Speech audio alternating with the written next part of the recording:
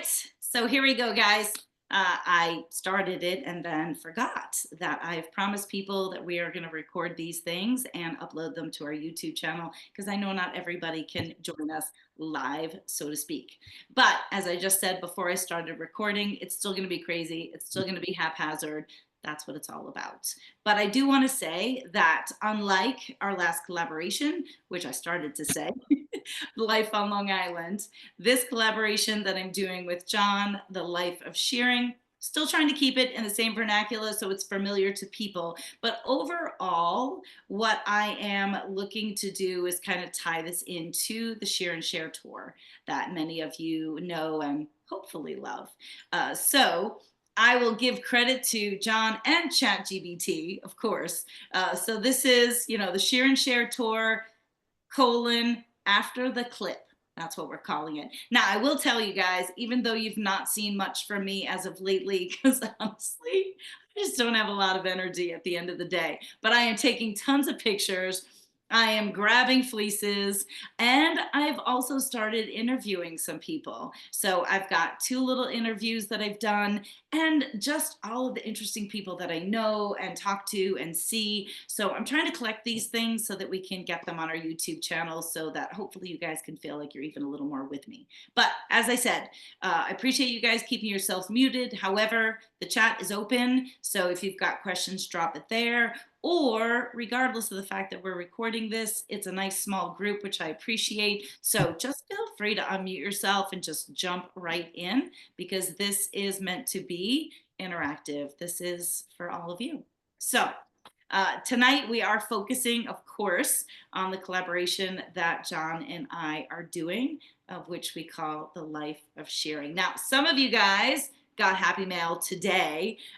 We could not mail things out until Thursday because we were waiting for all the pieces to come together. So I did not even see the final product come together. So John, do you have everything handy? Do you have it with you? Perfect. Okay. Because look, here's the thing. Not everybody that's with us this evening necessarily grabbed a skein. And maybe there's some people that don't even necessarily know about it. So I'm going to give a brief overview. Then, John, I'm going to have you can kind of do like a Happy Mail reveal and show the things that you got because John was like, I need to get one. I'm like, you made it. But he was like, no, I want one. I was like, oh my gosh, okay. So it works out perfectly in this case since I'm not home. So for anybody who maybe is not part of, what we've been doing, which is fine, right? That's why we're doing all of this. I did my little romper room hellos to everybody that's on. I see some new people have jumped on since I did say my hellos. So I know, let's see, I saw Rebecca jumped on, Kathy Washburn, thank you for joining us. Helene's on now, Gail's on now, so Cindy's on. So again, thank you guys for joining us this evening. I appreciate it. And I have to say, it means so much to me when I'm on the road doing what I do, just to be able to see faces, even to see John's face right there. I'm like, hey, I'm just so excited. So this whole collaboration is John's fault. That's what I keep telling him. I, as you guys know, do my Shear and Share tour. And last year, I really contemplated like, what more can I be doing with it? How can I tie more things into it? And I started that saga again this year as we were doing the knit along, just kind of putting it out there that I was looking for ideas. And so John reached out to me and was like, hey, I'm kind of thinking about this or that, or what do you think? And it just kind of snowballed from there. So, in a nutshell, and then of course, I think we'll do the Happy Mail and then we'll kind of like go backwards to your process and everything that you've done. But what we came up with is taking the concept of the Shear and Share tour and fleeces that I've shorn along the way, if you will. Now we had to start somewhere, and that's why we started with the 3 babies, but we'll get into that. So the whole idea is taking fleeces that I am shearing while on the Shear and Share tour, trying to focus on diversity, trying to highlight stories. There's always got to be something, that kind of makes it a little more interesting, a little more fun. Definitely trying to highlight different types of fibers. And honestly, we're really not sure. Whatever else is going to come along the way, because even in some of our conversations, I'm like, wait, we can do this. Yeah. And then, and then we could do this. And so, It just builds and builds and yeah, builds. it just keeps going and going. And the two of us are terrible together. So, I think that's what's so organic about this is that we really don't know where it's going to go. The first drop happened to be 20 mini skeins, which many of you were familiar with from Life on Long Island, but it's not necessarily going to be that. It just worked out that way. It might not be mini skeins. I mean, it's all over the place, but hopefully you're going to find it fun. And our goal in all of this is to bring you along with the Shear and Share tour, get you more involved in the whole farm to yarn process, and more importantly, hopefully bring a greater appreciation for all things hand done. Now, of course, the majority of my yarns, really all of my yarns minus 5%, are all mill spun, which of course is still a technique in itself, as I've learned as I've gone through a journey with different mills. But taking something from scratch, scouring the fleece itself, carding the fleece itself, spinning the fleece itself is just a whole nother ball of wax. And I've done some collaborations and will continue to do so with my friend Heidi from Dirty Girl Yarns, but she makes the art yarn. So that's kind of different. It's a whole, different wheelhouse. This is really a chance to learn, for all of us to learn, whether you're going to dive down the rabbit hole that John has dived down, or Come down the rabbit yeah, hole. yeah, yeah, right. Join us. We have candy and lots of fluff. Oh my God, that's great. So that's the thing, right? It's like, come to the dark side. But even if you're not ever going to, you're going to still just have an understanding and a better appreciation. And that's important too, because look, all of you that grab these mini skeins, I do get the price tag on these mini skeins, is different than buying a full skein of anything else. But I think by the end of tonight, when you hear that, you'll get a better understanding. And make sure you stay with us, because we're also going to then lead you into our next drop, which we've already started, of course. So with that, why don't you go ahead and show us, and for anybody, and guys, feel free to like jump in. I know Jennifer like kind of went off camera because she said she just got her stuff and she was reading up on it. I don't know, and I can't remember who else might be on here that also did. I think Ruth Ann actually. I know Ruth Ann ended up grabbing one. She was sitting on her hands, and then somebody said, hey, you can use life rewards because we have a rewards program. And then next thing you know, she was in there. But everybody was shocked that Ruth Ann was not the first one to grab it as she was in our last collaboration. So we have a lot of fun with this too, because there's like challenges and who's first and who gets in, and we just have a blast with it. And I know Kathy Washburn is with us. She's a relatively new lifer, as I call it. So she jumped in on it, and you guys were all crazy. I'm getting text messages. You're like, where is it? Where do we find it? It was like, I'm like, it's its own tab. People bought the wrong things. Like, we just had a lot of fun. Elizabeth's got her hand up, so I am gonna bring her in. Let me see, where are you? You don't have to spotlight me, but I mean, it's like, once again, this was a very stressful, process. I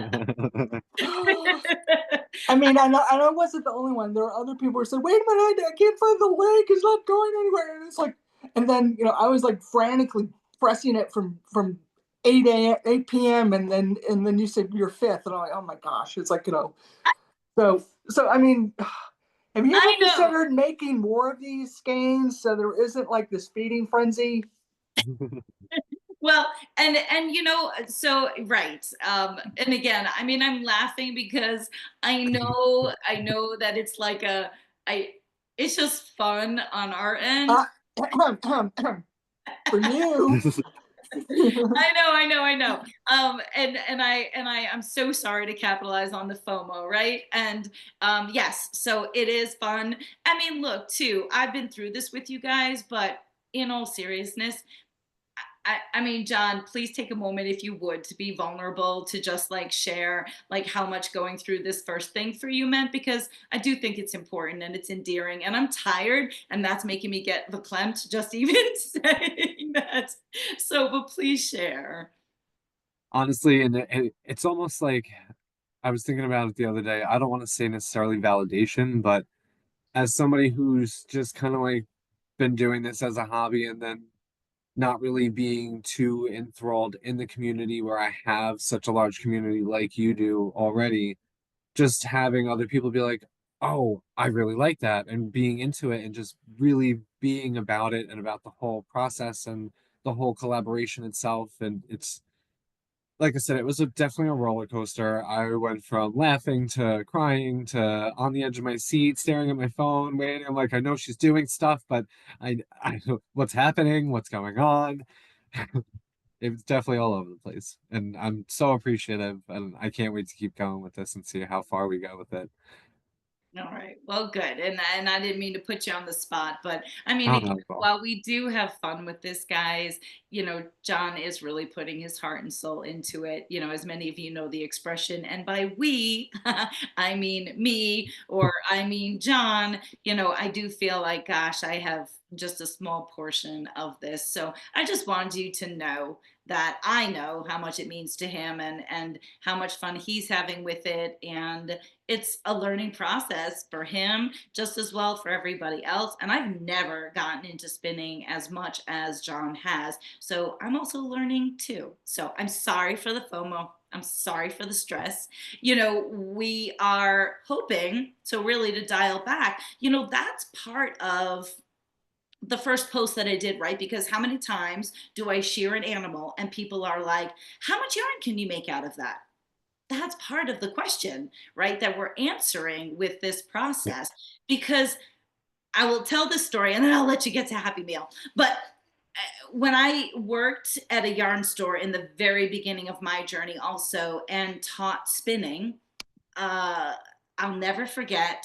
I don't really remember the name of the company, which is good because I don't need to call the company out. But it was a company that was wholesaling yarn.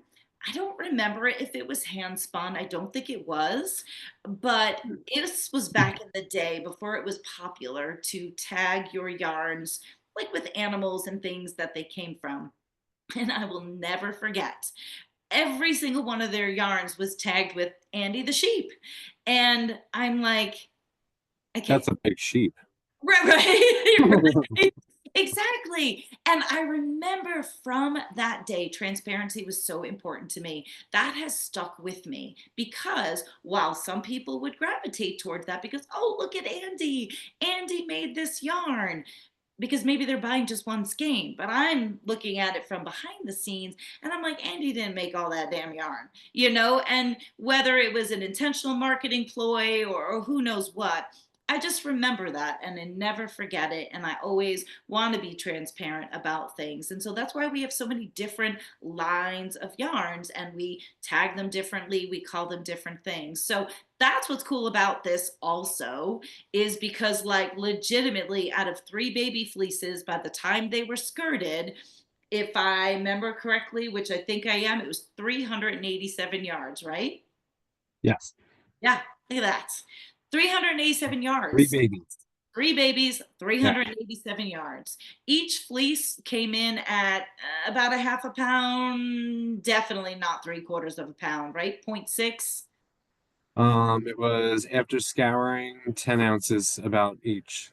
Okay, so yeah, it's not 3/4 of a pound, a little more than half. So that's I mean that those are answers right there. So now this next one, we are working with larger fleeces, which we'll share with you. But so that's kind of that's part of this, is to really get you guys to think in your head, even if you're working with yarn that has come from me or come from someone else and it's a farm-based yarn, still thinking about how many animals did it take to go into that, to again just have a better appreciation. Maybe they have 500 sheep, name Andy, right? That would just be easy. You call one name and they all come running to you. It's possible. Andy's the name of the farm. What's that? Is the name? Andy's the name of the farm. It's a generality term, you know. So it's, it is what it is. All right. So without further ado, show us. I'm going to give a big shout out to Jill, and I'm sure John will as well, because she put this all together for everybody. So All right, so we'll start with, we have the whole print up. Let's see if it'll I show. know the glare is always terrible, but Wait, that's better. There we go. So the first page had the whole process on it. The second page had all the different contributors. That's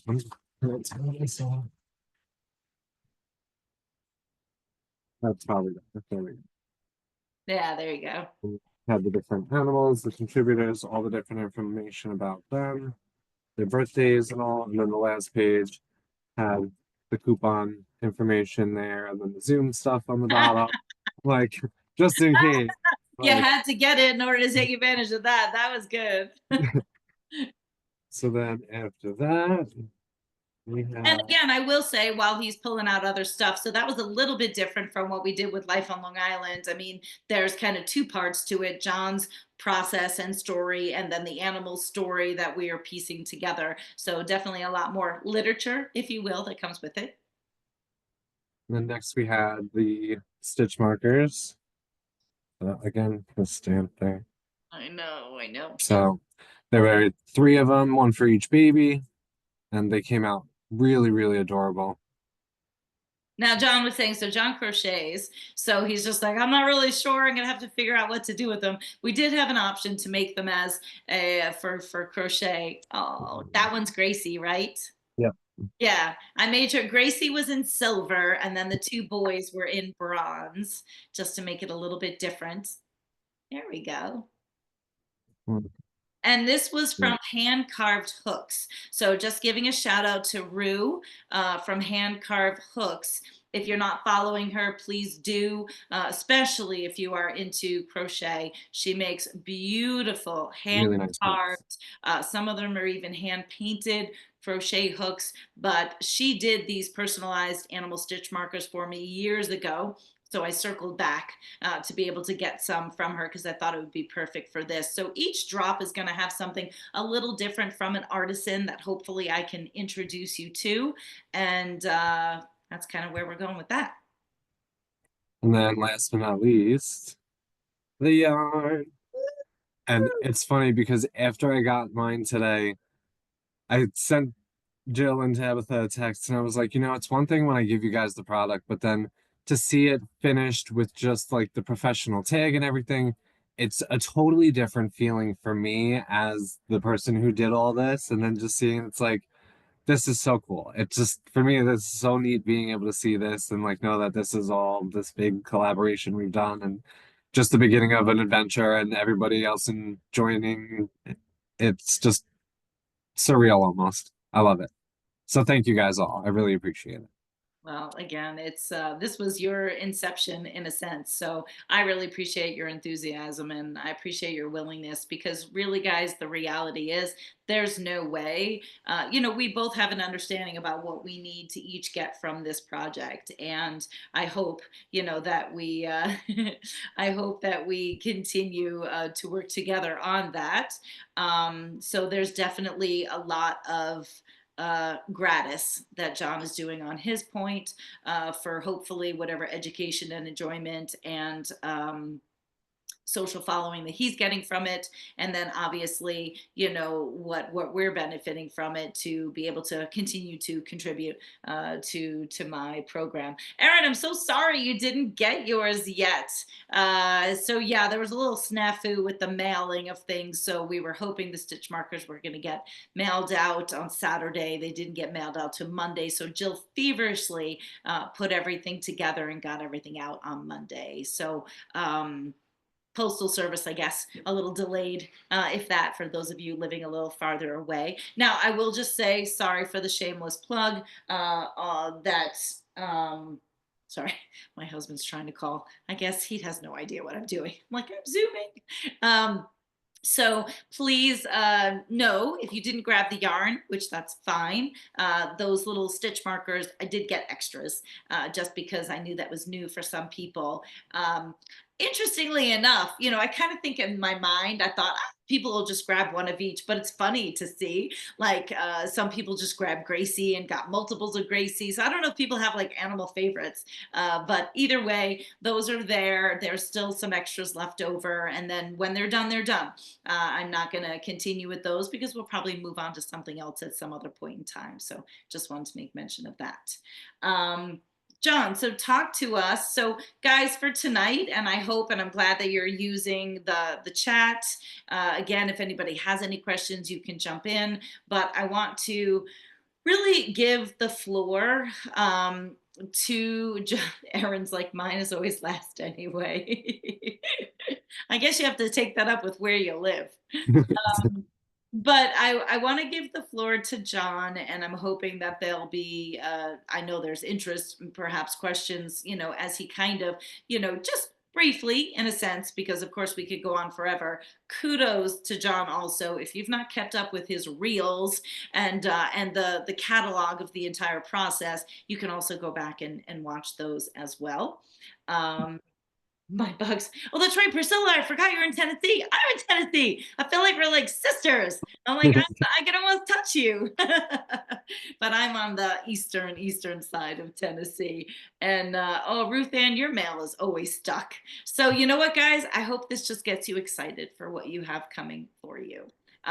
So John, as I know it's a whole long process, but why don't we start with what you had set before you, might I say?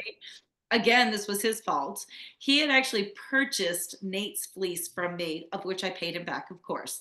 And I remember when he was shopping for fleeces, I was like, ugh, if you want this one, I mean, I gave it to him dirt cheap because it was so dirty. I feel bad, but Gracie and Nate and Tate were like my feral children of 2023, which means they were not groomed prior to shearing. It was one of those like, oh shit, we need to get them shorn. Let's just get it done. And they honestly were the three dirtiest fleeces I have ever had to date.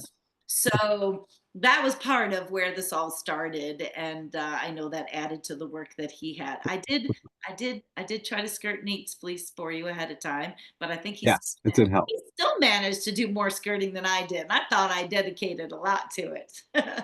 So I will say that was definitely the least that I had to skirt out of all three. Gracie, I think, probably was one of the worst. that child, wait, I'm sorry, I can't not interrupt. I call her homeless every day. If you could Yeah. see her now, that girl is gonna get shorn naked. She is the dirtiest little llama I've ever owned in my entire life. And Gross. I don't know if it was just because it's white, so you see it all, Yeah, that's or if it was just that she's really, really dirty. it's a combination. Um, but yeah, so one of the main differences that I had learned with the llama is knowing that they take dust baths and everything that definitely have so much more fine dust and dirt compacted into all the locks of fiber. And just doing the scouring process, I had to do like 6 to 7 scours compared to 2 or 3 with regular sheep fleece. Now, was Um, this your first time doing llama from start to finish? yes, Okay. yeah. All right. And So quickly, for somebody who might not know, just scouring, what is that? scouring is basically washing. Depending on what you're doing, depends on what temperature you set your water at. So for the llama and alpaca, because there's no lanolin, technically you don't have to do it over 120 degrees. I had done as hot as my tap water would go, and I also added a little bit of boiling water just to bring it up, just because it was my first time. I wanted to make sure I got all that dirt out, so that there was nothing Product left did over you in the use finished for your product. scouring? Unicorn Fiber Power Scour, and I have a bottle right here. Yeah, that's what I use two different ones, but that one smells nice. Yeah, this one, especially I don't know if it's just because I've got so many bags of fleece in this room now. I wanted to get the smelling a little bit better because I just keep smelling cheap fleece. Um, but the I before guess I I was going to say, and the reason why I said that too, though, is so there's other products that I've used that smell yes, very chemically, like strong yes. chemical. So that's why I thought that one also. It's a little softer, a little nicer too. Some people you can use Dawn dish soap. If you're gonna use it, use the blue one. That's the most gentle. The same that you would use for babies and animals and stuff. But I definitely can tell the difference between the Power Scour and the Dawn. You use less of it. It's a lot easier to see. This gets a little more of like a cloudy mixture when you mix it, as opposed to the Dawn turns like blue, so the color kind of makes it easier to see. So just simple little things with that. I haven't tried Kookaburra, but I would like to try that That's eventually. the one that I use also. I really like that one for wool because I do feel like it really works well to get the lanolin out, but it's so chemically smelling. It's very Yeah, hard. So I'll actually do one wash with the kookaburra and then I'll do my second wash with the unicorn. makes sense. That works.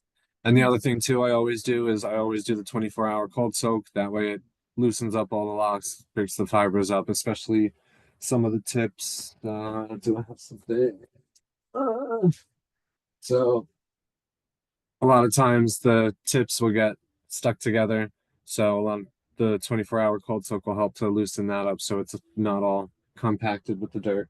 So with llama or with wool? With the sorry, that was wool, but with the llama, the ends of it were still kind of not matted, but it was starting to get like because it's so fine, it Okay. was almost starting to get similar to the wool. Well, my Um, question is though, so you do a cold soak with the wool? yes, yeah. So interesting because how does that break it apart? Because essentially lanolin is a grease, it's temperature sensitive. So how does the cold soak work with regards to the lanolin being in the wool? That part I don't know. I'm not sure if maybe it's just the dirt that it's breaking up and getting all the dirt and all the extra like the PCs, the pee and the feces and all Okay. the poop and stuff off, but it's definitely helped a lot. The first two fleeces that I had done before doing this collaboration, I didn't do the cold soak, and I had done just a small chunk of one of the fleeces, the very last batch I scoured with just a cold soak for the first of it. And Okay. it did make almost like a 5% difference in how much cleaner it was and going from the pre-scour to post-scour. Right, yeah, I was just curious. That's why, like, because I made the mistake one time in the early days washing wool and having started the scouring process, forgot about it. So of course, starting with the hot water, forgot about it. So of course, all the lanolin went like this, and Uh, then it went like that. So that's why I was curious about the cold soak. yeah, and it really I feel it makes such a huge difference. I feel like I use also less the power scour because you really get all of that dirt in the especially the pee and the whatever feces is left that's attached to anything that you didn't skirt out because you do get some chunks that there might be some of the tips have a little bit of stuff on it, but you can wash it out and it's fine. Yeah, But and I Erin's asking, which that was really my thing too. Like I was wondering if you did the long soak after you got the lanolin out, but you're saying you do that long cold soak before you even get it out. yes, yeah, because you can go from the cold right to the hot and don't have to worry about it felting unless you're agitating. But if Right. you go from the hot to the cold, all of the scales of the fiber itself are then shrinking back, and anything that it's touching, it's all that's how it mats and felts. Little Gotcha. science part. And guys, if you have any doubt that he does not keep track of all this numbers, I mean, and that's what's been super cool about it too.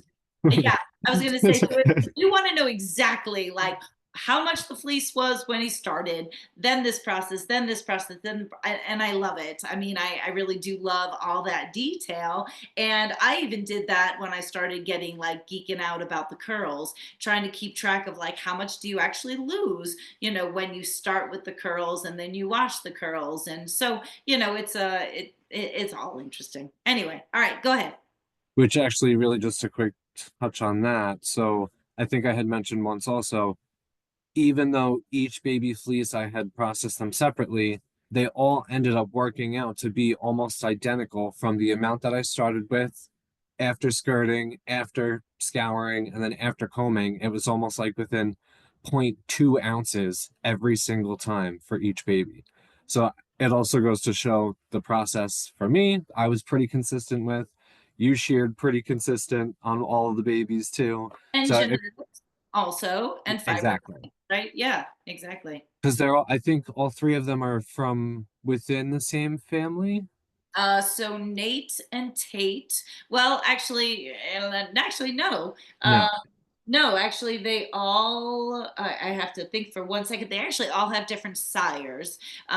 There's some indirect relations throughout in a weird way, and this is where I don't have a big family, but basically, like Nate's mom, no, Tate's mom was Nate's like grandmom, and then Gracie is out. So they're all out of the Sir Arthur line in one way or another, which actually I hadn't even thought that's about. what it was. Okay. Yeah, but there's also fiber type, right? Because that's the other thing too. And interestingly enough, when you look at fleeces, you're literally looking at the amount of follicles per square inch. Like now we're just completely geeking out, which I love, and I could go on for like another hour. But that's another thing that we look at based on, the different fiber types. So all of these will fall into as babies because it changes, but all of them fall into the silky category, which tends to have that lovely drape, tends to, have less guard hairs, but not always necessarily density per square inch. So I think because they're all the same fiber types. And for instance, if you think about it now, folks, for those of you that follow me, think about looking at Roger. Everybody loves Roger right now. That's the 2024 baby. He's like a poof ball, and everyone, yeah, I mean, he just looks like he's got so much fiber, and he does have a lot more density, but he's not as silky. Versus Gilly and even Pearl, who their fiber is a lot drapier, just two different types. So it'll be interesting even when I shear them and weigh it out. Remember, volume does not necessarily equal weight. So when you're looking at certain fiber types, a Surrey, for those of you that know that definition, a pound of Surrey versus a pound of, let's say, a double coated llama, a pound of Surrey is going to look like this, and a pound of a double coated llama is going to look like this. So volume can be deceiving too. Oh, I can just go on forever. And it's funny because I know I've had a lot of questions, even from other llama farms throughout the country that I've become followers and following with, about the difference between Silky and Surrey llamas specifically, that a lot of people haven't heard of the designation of Silky llama. Mhm. Yeah. And there's, like back in the day, there was actually 5 different differentiations of different llama types, fiber types. And that's part of the difficulty, I think. And that's one of the things that leads into like why we don't see llama fiber as much in a yarn in a commercial setting. One thing, alpacas, it's 22 or 23 registered colors. I keep saying I'm going to figure that out. But that's because they are solid in color, and then you can easily categorize those fleeces and then whereby getting volume to produce into yarn.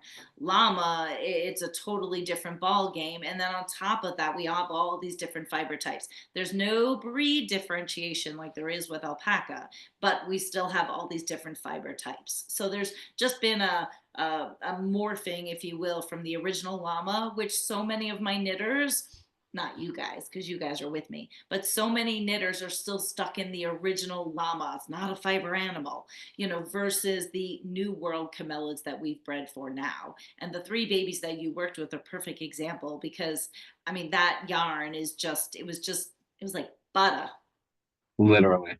And even in the beginning of spinning it, I'll go back to the mill Yeah, stuff, yeah. but the spinning part, it was just literally slipping out of my fingers at Oh, first. wait, It was wait, hard, wait. So go back but to, okay, so we already yeah. did the scouring and we talked about the dust baths, right? So that's one thing too. Ooh. So sheep have lanolin, but llamas and alpacas take dust baths like a chinchilla daily, if not multiple times daily. So you don't have to wash out lanolin, but you have to wash out a lot of dust and dirt. So that was part of it. So now go to the carding, Combing. which is very unfamiliar to a lot of people. Look at that. That's like So, Friday the 13th. so there's a couple different ways that you can prep the fiber. Originally I had started, I was going to try and do it on the drum carder, which I can it's not very quick. And you can see that's a drum carder right Yeah, there. so that's very characteristic. Most people are familiar with the drum carder. It makes bats. And with that, you can only really do it with certain staple lengths up to about like 6 inches. Anything over that, it starts to jam, rip, break the Staple fiber. length is the length of the fiber, folks. That's what we look at. So first little tiny bit that I tried to put through, it jammed instantly. I was like, all right, that's not going to work. So I decided to use these. They're called wool combs. These are the Indigo Hound 5 pitch, which means that there's 5 rows. So you can kind of see Now, I've only actually ever heard of English combs. Is that those are similar. So most of the regular wool combs you'll see only have 1 or 2 rows, okay? where this was the first time that I've seen these, and I as soon as I saw them with the guild, so I'm currently renting these from the spinning guild, and as soon as I heard about them, I was like, oh, I want to try those. So Um, what's the significance of the 5 rows? What does that do? so the more rows that you have, the better it works for more fine fiber. So this was perfect actually for the baby llama because it was such a fine fiber. This was able to really grab it. The less rows you have, the less grab you have. So then Okay. it would be better for actual wool where you have that crimp where it has that little bit of memory to grab onto each other. Where if I tried to use regular wool combs, the llama would have just slid right out. So this really grabbed it. It also helps get a nice good amount of the short fibers. But the other main difference with combing it and as opposed to carding, which we had discussed a little bit when you send it out to the mill, they have to cut it. Yes. So that's where you start adding that prickle factor then because now you're doubling it because now you have 2 cut ends Right. So as guys, if opposed you to don't yeah. understand what he's talking about, so in terms of like when you're sending fiber to a mill, oftentimes if that fiber is longer than 6 inches, they can't process it. And again, they have to cut it. So think about if you don't know what a cut end is, when I shear an animal, that's one, it's a sharp edge. And now, if you have to cut that fiber again, now you've got another sharp edge versus the end of the hair, right? Which is really soft and natural and billowy. So, these are all things, and that cut edge is going to give you a partial prickle factor. So, no matter how soft the fiber is, it's still something that you want to avoid if you can. And actually, a perfect example, the one of the first rovings that I had tried from Long Island Yard and Farm was the Llama Merino roving. And while it is very soft, it has a very minor prickle factor to it that when I have my cowl on, I can feel it. It's just a tiny little bit. It's not often, but every now and then I'll be like, oh, I felt that. And everybody's different too, so that's okay. Exactly. And Yeah. whatchamacallit, compared to this, where it was almost like literally, it was almost like dealing with silk or even like a Rami type of fiber. Very smooth, silky. There was just no grab to it whatsoever. So then with that also, you also have to spin it a little bit more. So now after, keep going to the spinning part, but I keep forgetting. So with these, as you're combing it, because the staple that again, the fibers were so long, some of them I had were almost 10, 11 inches. I literally was sitting all the way back and I'm combing, Yeah, trying to what do is it? So what does it look like? Like I don't even know. I so. mean, And now, of course, you can always go and check out the videos and stuff that I've done. I do have some quick sped up obviously videos, but this whole piece I end up clamping down to the table. So it'll end up being clamped in 2 spots. This will come off. you load the fiber onto the combs, and then you end up passing through the fiber and slowly taking it off the one onto the other. Once it's all on here, you have your waste, all the waste that's left on the combs, which is usually the shortcuts. That's where you'll find all the VM, the vegetable matter, hay, all that stuff. Rip that off, and then you do a second pass, and you go then this way, taking it, and then you end up getting what they call a comb top, which then you take what's called a diz, And and Aaron if is you asking, don't, doesn't matter what direction you go in. so it all depends. If you're trying to do, depends on what type of prep you're trying to do for this, because the locks were so long and the actual fiber was so long, it didn't, after scouring and skirting, it didn't really keep the same type of, I guess, like uniformity as, say, like a regular sheep fleece where I could pull a lock apart and put the lock on. If you wanted to do what's considered a worsted prep, a true worsted prep, every single lock would have to be placed on the combs in the same exact direction. So all of the scales of each fiber are going the same direction. You pull it off the same direction. And then I would also have to spin it in that same direction I pulled it off.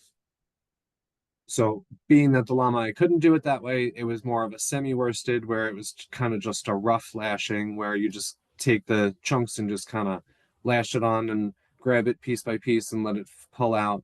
And then from there, it's almost like kind of woolen, but not. Um, I don't know really how to explain that part. But then, so then after that, you get to the diz part, which I've actually seen all different types of dizzes lately on social media, everything from shells to spice caps. This one I got on Etsy from another store, but it's just a piece of wood with a couple different holes in it. And then I actually broke my first threader. So this was just a little plastic thing. You can't even really see it. It's so thin and tiny. Nope, can't see that. I There don't you know. go. Yeah, there you go. Kind of. So yeah, you just literally grab the tiny little bit of the fiber on the end, put the threader through, pull it through, and then you use this to pull it off in short little bits so that you never pull the entire thing where it breaks. And as you pull it off, you get finished foam top, which I have an example. It's This like, is Juno I've been working on, oh yeah, yeah, yeah. but so then you end up with a nice comb top, but it's really hard to see. Again, I And so can't. you would, and that would still be referred to as roving, though. Yes. Okay. Versus what I would call pencil roving, which would be a lot thinner. Yeah, or some people call that sliver also. Right, right. Yeah. Which actually the llama, that was more like a sliver pencil roving because it was so fine and so thin. I Yeah. had to do it very, very thin. I couldn't do big chunks. So then to the spinning part, I had used the Ashford Kiwi that I've been renting. I love it. I've tried a whole bunch of different wheels so far, which has been another cool part about being in the guild. So if you're new to spinning, if you're just joining, and you have a local spinning guild that you can get into, a lot of times they have different type of equipment that you can try out, which this has been an awesome experience being able to try all the different types before actually going out and buying things myself.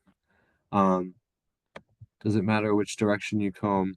Yep. That's what we answered that one. Oh, okay. Sorry. No, no, you're good. I got that. And so I Um, will say, so part of like when we started this and we were talking about doing this, even when I work with a mill, I can sometimes say to them, look, I don't want an overly like carded, blended color because if I want certain things to kind of create like a tweed. So we had talked about trying to find a way to highlight each of the babies, meaning if you otherwise took the white from Gracie, the tan or caramel from Tate, and then Nate is an Appaloosa, predominantly white, but there's some grays and some tans. And if you just like blended that all up together, that's part of it. You're like, what color is that? I have no idea. Sometimes I don't know. yeah. So our goal was to really try to create something that was going to showcase each of the babies. And when I showed you guys pictures of all of the skeins together, I mean, it was just absolutely epic with what he was able to do. I mean, each person literally got a unique skein of which you can still see a little bit of each of the babies. So talk about that. And it's funny because just trying to figure out how I was doing that was definitely a process because again, I wanted to make sure that everyone had their own representation of all three, where you could still see each individual baby. And after playing with a couple different things, I did a couple little test spins, which actually each person who did get their yarn, all of the little I forget what they were called, leaders or whatever, the little pieces that hold the yarn together. So those are actually all my little test spins where I was playing with different like plies and testing out how the different colors would look on each other.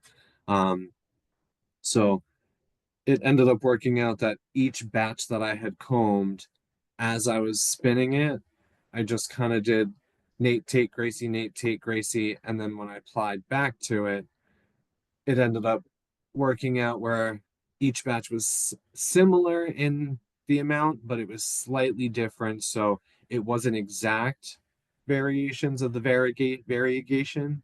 Um, and it just ended up working out so cool where everyone literally had a completely unique skein. Some people had more of a solid, some people had all variegated, some people had a mix of solid and variegated.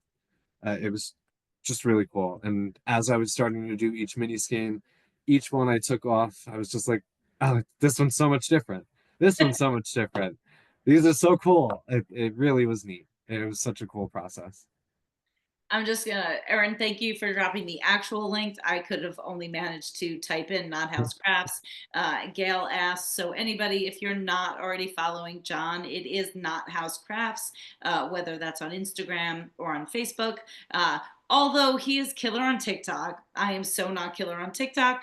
So you can also find him there as well if you're on TikTok. So that's part of this. So please do be sure to go ahead and follow him as well. So Yeah, I've been trying to help her get her TikTok following bigger, and I've been trying to grow my Instagram also. So well, and that's part of it, right? That's part of what the two of yeah. us are kind of working on. I feel like right now I'm not really doing much in that department, but again, back to the yarn, you called it something, and I want to just capitalize on that. And then, guys, I hope you're not going anywhere. I probably, I mean, I gotta like wrap this up sooner than later, but we still have so much to share. You called it fractal spinning, right? Didn't you? Yeah, so there's a way to spin, it's called fractal spinning, and most people usually do it with a braid of yarn. But I've kind of taken the same concept and done it with other things, whether it was I had done it with several different types of colors of roving that I just did similar where you would have with a braid, it would be dyed in separate sections. So say it was red, white, and blue. You'd have red, white, blue, red, white, blue. You would split that braid first in half and then split that second half in a couple of smaller sections. Spin the one ply of all in the red, white, blue, and then the next ply would be the smaller sections of red, white, blue, red, white, blue, red, white, blue, red, white, blue. And then when you ply them together, you'd have red, red, red, white, red, blue. Then white, red, white, white, blue, white, blue. It's a tongue twister trying to say it out loud. But so I kind of was trying to do something similar where I had the one ply was Nate, Tate, Gracie, and then when I plied it backwards, I had Gracie, Tate, Nate going on it. So they ended up almost doing like a fractal spin. Cool. Well, the end results, yeah, I know Erin's like, cool. I know I'm like, cool. And that's again, I hope, and I'm gonna jump ahead in a sense for time factor, but this is what we're looking to do with this, right? To just be able to geek out, use all these different terminologies, things. And I know for some of you, your brain is probably like, I don't know what they're talking about. And that's okay. Like each time we do this, it's just something else. And again, whether you're working with hand spun, whether you're working with mill spun, these are all still things that go into. So whether it's you know, like, God, I could go on forever. Like as I'm on my shearing journey, I wish I had more time and energy to spend so much. Like, honestly, today, like I was shearing some animals, and you have to remember these are live animals. So the health and nutrition of the animals goes into how that fiber comes out, just like in people. And it's not always good. And, then of course, my job is taking that fiber off as best as I can so that it is usable. Um, I've had animals that I've been shearing that have external parasites that affects the quality of the fleece. It affects, how the animals interact with each other. So it's impossible to get the fleece off nicely because they're itching all the time. Or, great, Gail, thank you. So there's so many factors that go into this. And I'm hoping that this journey will continue to allow us to enlighten you in all of that. And again, just have a better appreciation for our fiber farmers that are out there, not just me, everybody else, and this entire process. So whether you are purchasing yarn that's been mill spun, it's still coming from a farmer if it is a natural fiber. Or if you are looking to reach out and support somebody who is a hand spinner like John, that's all kind of part of this. Um, I'm gonna segue because I really want to give you guys our sneak peek for our next thing. However, two things I just want to remind you, and it's a little, yes, a little FOMO, Elizabeth. If you did not grab yarn from either of us, then as John kind of covered it up, remember each month, if you get yarn from us, you get a coupon code from me. You get a coupon code from John. So he also does have an Etsy shop that you can check out and support. That's part of why we do this. And I have a new thing that actually I've not had a chance to share that I want to share with all of you. And I told John about this ahead of time. I pulled out my couple of things here. So this is like breaking news. So, and then we'll jump into giving you guys a sneak peek for our next collaboration that is going to drop. I'm trying to, you guys are going on in the chat. So here's the thing. Many of you know that I, again, am always trying to look for ways to just, suck you into my rabbit hole and be part of the Share and Share tour. Now, amazingly to me, TDOC, as many of you know, 12 Days of Christmas, is something that has become super popular, at least I think. And the keepsake basket has also become something very treasured, right? We've had 3 winners now. We've been doing this, and every year I evolve that program. And I thought about originally doing some sort of like advent for the Share and Share tour, pre-purchase. And I'm like, I have no time for that. But what I can do is I can collect things from all the people I share from. I can create a keepsake basket in which we can do another thing like we do for TDOC. So you guys are the first to know. I will post at some point when I have some time in which I can have brain power. But what we're going to do is over the next 3 months, so this is going to be a long one, for every time you shop with us, right? So these drops are going to be included. I do have an Easter yarn drop coming. Kathy, I know you texted me earlier. I see your face on there. I did not get to answer you. I'm sorry. So yeah, I've been sitting on Easter yarn as well. That's coming out. Basically, guys, anytime you shop with me from now until when I finish my Share and Share tour, I don't know when that's going to be. It's usually sometime like the end of June. So we're looking at a 3-month window of which, I don't care, get on and order a salve or something, anything. But for every $10 that you spend with me, now here's what you have to do. I can't keep track of you. I cannot be like, hey, did you mean to be part of this? When you shop with me online, you have to, in the comments section, say Share and Share Tour. When you do that, for every $10 you spend, you will get your name put in the basket. And at the end of this Share and Share tour, we are going to draw a lucky winner. So I just want to quick share with you, for instance, I literally, I've been on the road 5 days, and now I'm telling all my customers. So I have 2 to circle back to. And it's not going to just be fiber related. It's going to be everything. Like, I'm thinking in my mind, I have somebody who he builds the world's largest roller coasters. It's called Ride Entertainment. And I'm going to be like, Ed, I want one of your mugs to put in the basket. Like, it can just be merch. It can be Cool. anything. So it's going to be for anybody. But so far, you guys might have saw my post from my friend that owns a cavern. Like, legit, he owns and lives in and on a cavern where you can go if you ever want to. You can tour the cavern, but then you can do it's called like splunking. I don't know. You can be like crawling on your belly through mud and things and bats and all sorts of stuff. Anyway, he also has one of the largest gemstone rock collections in his store. People will travel to him for all the stuff that he has. I took videos. I have stuff to document this. I will post it. But so first, now we've got this llama soapstone that's going to go into our keepsake basket. And then I didn't pull out the bat. I guess I could maybe like try to, because I told him, I'm like, it has to represent you. So now so it's a soapstone bat on Nice. agate. So this is agate. And then, so this is this little soapstone bat. Now, look, there might be some stuff in it. You're like, I'm going to re-gift it, but it's still cool, right? So this is agate and that's soapstone.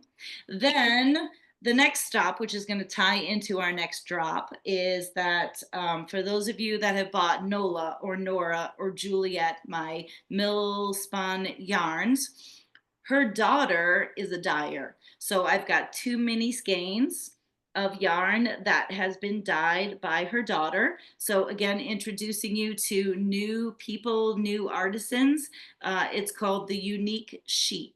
So that is her dye, and a little foreshadowing. I'm definitely going to be taking some yarn and sending it to her from her mom and having her dye it. That's going to be super fun.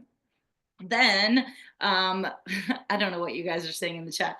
Then my next one, which I just got from the farm that I just finished when you guys saw my post where I said that one killed me. So now this is a hat. So this is literally all hand spun, hand knit from Amy's one alpaca. His name is Chaco. And I was like, Amy, you could have gave me a pen, a sticker, like would have been fine with any kind of merch. And instead now we have a hand spun, hand knit hat, 100% alpaca that's going to go into our basket. And I've encouraged all of my people to include business cards and brochures. So this is good. I want that. This is going to be chock full. Like, this is literally 3 days in of telling people, and I've got like 3 months worth. So I'm super excited. So just remember, whenever you Robin had shop, a good question. what's that? Oh, Robin had a good question. Does the first purchase count? what first purchase? I I guess from know. the first drop. I know. Sorry, guys. No. And because here's the thing, legit, I didn't start the Shear and Share tour then. I was like just about to leave. That Again, my fault. no, it's okay. That was, I mean, legit, I had not left yet. So the official Shear and Share tour started on like the 7th or the 8th. So, but moving forward, there's plenty of opportunities. So, yes, it's a little bit of like, hey, you got to support me to get in on this, but this is also so that I can feature different businesses, different artisans, and that's the fun in all of it. So remember, anytime you shop from here until the time that I am done shearing, and I will let everybody know, make sure in the comments section you say Shear and Share tour. I can't track you down. I have no time. So do that. And then don't forget, you also have Life Rewards points, which many of you used as well for this first drop. So that's what I wanted to get out. Bear with me, guys. I know, yes, absolutely. So here's our drop for next month. So this just kind of happens now. The transparency is we had to get this started before I actually left for the Shear and Share tour. However, it ties into a farm that I just sheared the other day. So for many of you that have used Nola, Nora, or Juliet for the 4th Life and Rainbows knit along, that is a farm that I shear for. And I just know them as the Bullens, but it's like wing Willow wool. Willow Wool. Yes, thank you. Willow Wool Farm. I don't ever call them that, so I can't remember it. And I share for them every year. I had some fleeces still stashed from their farm, and it's a great story. I even interviewed her. I mean, we talked about everything. I've got a really cool video because she grows her own silkworms, she grows her own cotton, and just super fun. So I, of course, again sheared Nola and Nora and Juliet, but John had some fleeces before I left, and that is going to be our drop. But wait, there's more.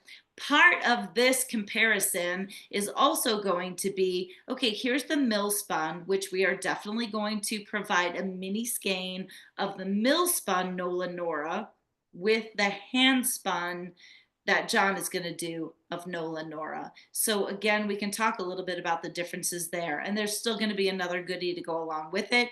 But that's where we're at. So, and I've got more fleeces in my van. Actually, I even have roving that I've got here that I grabbed. I don't even have time to show you guys that. But I do have Juliet's, Nola, and Nora fleece from this year, but apparently I left without Nola and Nora fleece from last year and only grabbed Juliet. So the Nola Nora fleeces that we're using is from actually 2023, correct? Yeah. So Jan loves her sheep, and she used to do a lot more with her hand spinning, but you know, she's only got so much time. So that's the transparency about what we're using. I took before and after pictures of all the girls knowing this is what we were doing. I have a picture of Jan with the fleeces. So this is where we're going to fold out the story so that you guys can get involved and hopefully be excited about it. So quick, talk to us about what you've done so far, because you've been busy at hand. Because don't forget, guys, this is the first Friday of, what month are we in? May? May. Well, it's going to be the first Yeah. Friday of May is when the drop is going to happen. I'm only going to be home on April 25th. So John's been busy at work already. So what do you got for us? Yeah, because if you think about it realistically, from this Friday, we only have 2 Fridays until that drop. So I started first, obviously, it's a scouring, got that done. I actually took a whole day off Friday to finish scour the second fleece, just because I knew it was going to be a process. Sorry, these are Shetlands, guys. And I only Yes. saw Erin's comment about breed study. Juliet is a Corriedale, so lovely. But Nola and Nora are sisters, and they're Shetlands. Yes, and although they are both Shetlands, it's interesting. I don't know if it's just the color, but we can talk about this later on in the next after chat. Yeah. But the white one has more crimp than the natural colored one. Really? And see, I almost would have Yeah. thought it would have been different. I feel like, all right, so this is what I get. I think I have to go back and check. So I'm almost 100% positive Nora is the naturally colored and Nola is the white. Yes. Okay, good. Yes. Yeah, I have to keep going and look again too. Yeah, because Nora, I can't remember either. So, yeah, Nora's the natural, Nola with the L is the white. okay.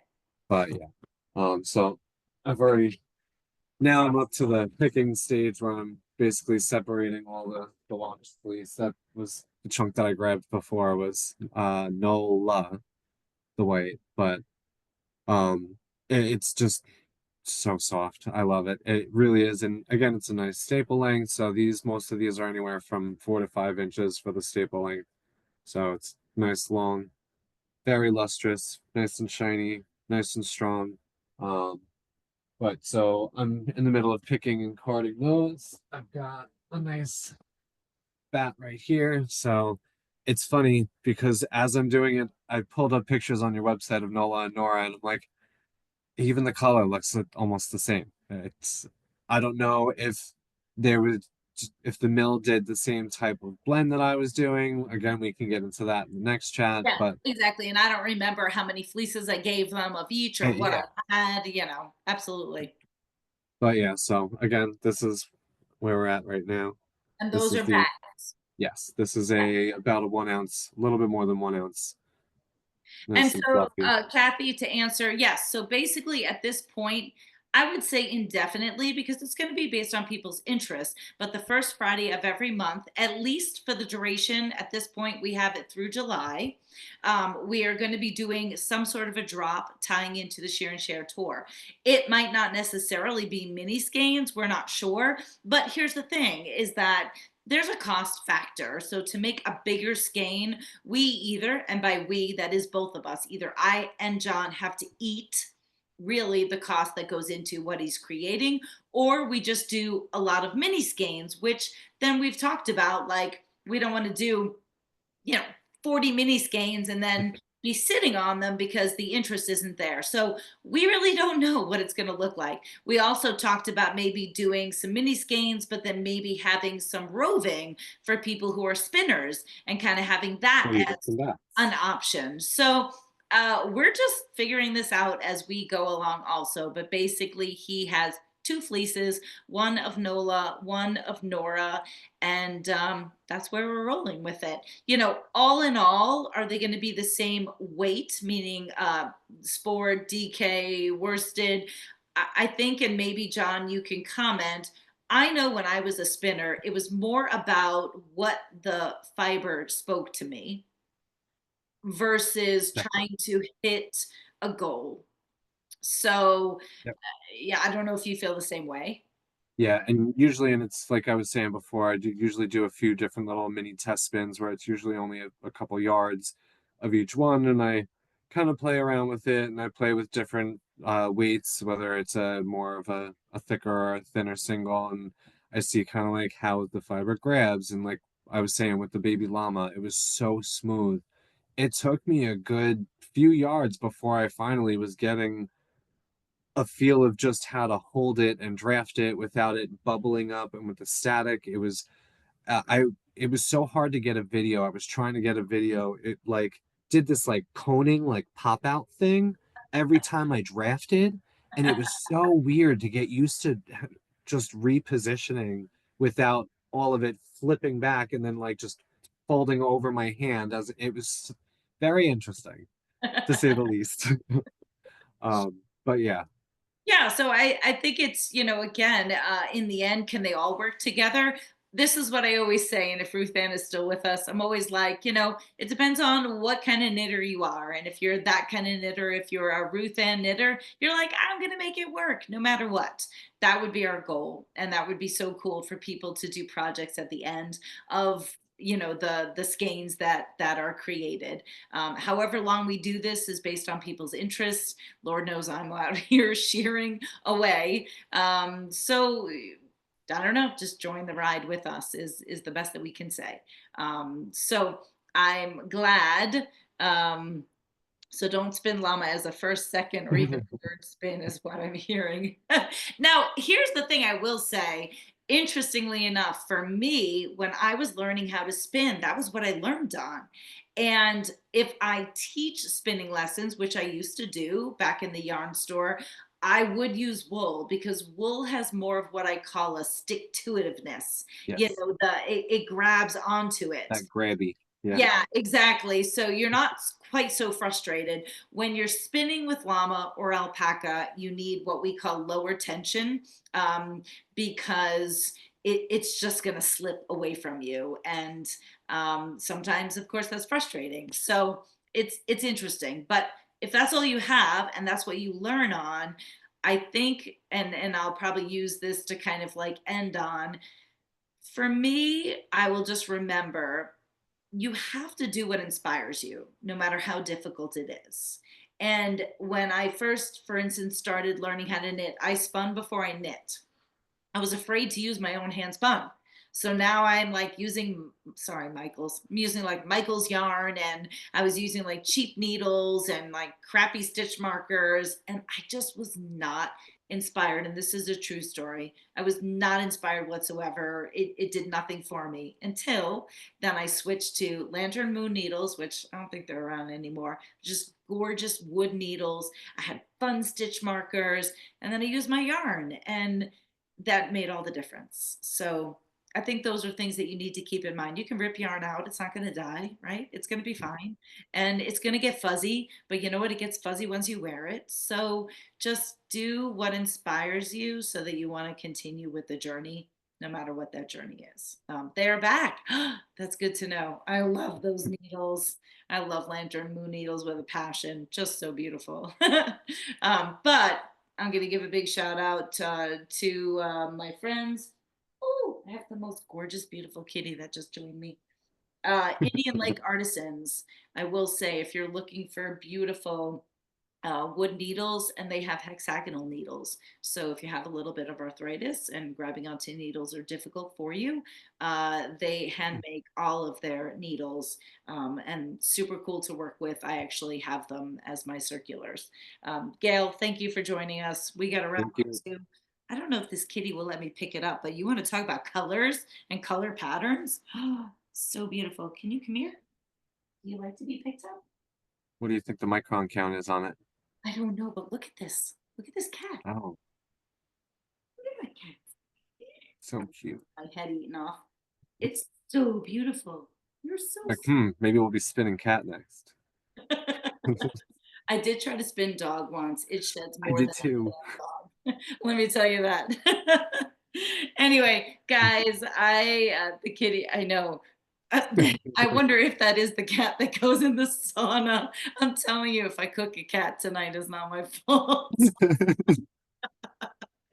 Anyway, I just, guys, I can't say thank you enough. John, I can't say Yes. thank you enough. The amount that we've gone back and forth, and I've had to apologize to John. I know this is probably more enthusiasm than you've heard from me when we chat, and it's just, this is like, the nth degree of what I'm able to get when I do see everybody and see faces and hear voices. But I've not posted as much. I have very, very little energy at the end of the day. But I'm super excited about everything that we're doing. I appreciate your patience, guys, with my posts. I hope you're excited, and this helps me. And so drop me notes, drop me chats, drop me texts. We're super excited for this next drop. What is the first Friday in May? What's the date? The second. May 2nd? Okay, cool. So you've got the Yeah. sneak peek. You heard it here. Don't forget about our keepsake basket. So anytime you shop, Shear and Share Tour. I do have an Easter drop coming. I know Easter's Saturday, right? Sunday. I don't know when it is, but it's coming. So, we're just timing it. I'm just trying to get a couple fun things together for that. That is a dye collaboration with Asylum Fibers. So many of you know Stephanie. If you want a sneak peek, just text me. I'll send you pictures. So, with that, I hate ending it. I hate pushing the end button, but I need to. Just Um, so you need to get some sleep too. yeah, I've got a big day. I've got, like, I don't know, 60 something llamas to do in the next day and a half at one farm, then another farm. Then I have to drive 3 hours or so over to the vineyard. And then we've got like 80 llamas to do there. So this is a big week for me, but it's llamas. It's a piece of cake compared to what I had to do yesterday. So thank you, guys. John, thank you. Thank you. I'm so excited about all of this. Mwah. Much love to everybody, and we look forward to the feedback. Thank you. Thank you. All right, sauna time. Bye, everybody. Good night.